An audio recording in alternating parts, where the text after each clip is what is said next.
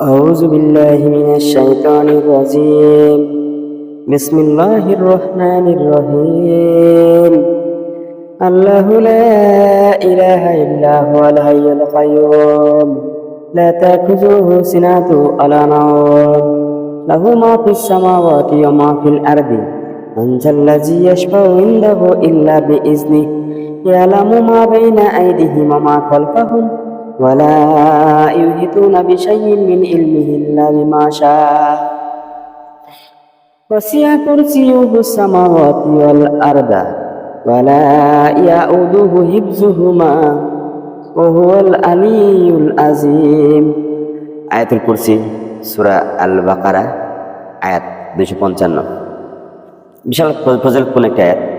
যদি এটা তিলাওয়াত করা যায়, ঘরে জিন থাকে না বা মানুষ সহজে ক্ষতি করতে পারে না, এটা বিশাল একটা ফজিলতপূর্ণ একটা আয়াত।